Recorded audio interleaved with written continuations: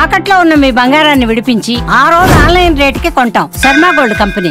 Operation Sindoor 150 కోట్ల మంది భారతీయుల కోరిక నెరవేర్చింది. ఆపరేషన్ సింధూర్ 27 మంది అమాయకుల ఆత్మకు శాంతి చేకూర్చింది. ఆపరేషన్ సింధూర్ పాక్ భారత్ దెబ్బను మరోసారి రుచి చూపెట్టింది. పహల్గాం దాడికి ప్రతీకారంగా ఉగ్ర స్థావరాలను నేలమట్టం చేసింది.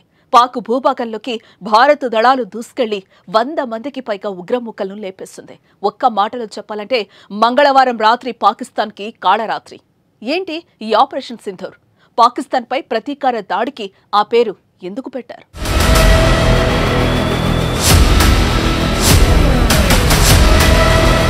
ఒకరి జోలికి పోము, మా జోలికొస్తే మాత్రం అంత చూస్తాం. ఎంత దూరమైనా వెళ్తాం. శాంతి మా నినాదం. ఆ శాంతికి భంగం కలిగిస్తే మాత్రం అశాంతే. పహల్గాంలో 27 మంది మా అమాయక ప్రజల్ని చంపేస్తే ఊరుకుంటామని అనుకున్నారేమో. నెవర్. దానికి జవాబ్ ఆపరేషన్ సింధూర్. అసలు ఆపరేషన్ సింధూర్ అంటే ఏంటో తెలుసా? ఆ అర్థం తెలుసుకో ఓ భారతీయుడా, నీ ఛాతీ పొంగిపోతుంది.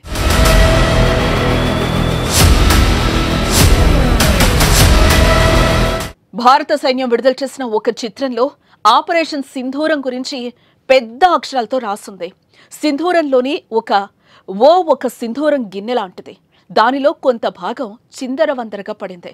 ఇది 25 మంది మహిళల జీవిత భాగస్వాములను లాక్కున్న క్రూరత్వాన్ని సూచిస్తోంది. సింధూరం భారతీయ సాంస్కృతికలో వివాహతత్వానికి మాత్రమే కాదు, ధర్మ యుద్ధానికి కూడా చిహ్నం.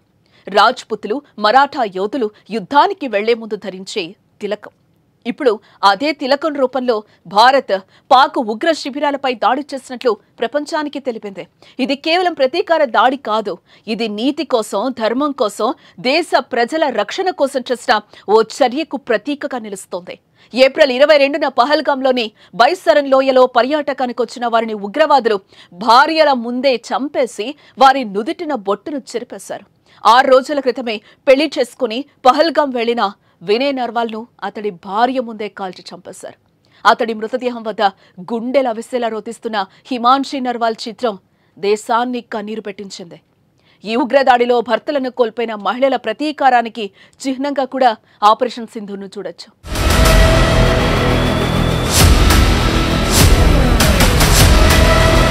సింధూరం అనేది దర్గా, శక్తి దేవతలతో సంబంధం కలిగి ఉందని నమ్ముతారు. అలాగే సింధూరం ధరించిన వారికి దుర్గాదేవి రక్షణగా నిలుస్తుందని విశ్వసిస్తారు. పురాణాల ప్రకారం సింధూరాన్ని మొదటగా శివుడు ఉపయోగించాడు. వివాహ సమయంలో పరమశివుడు పార్వతీదేవి నుదుటిన సింధూరం పెట్టాడు.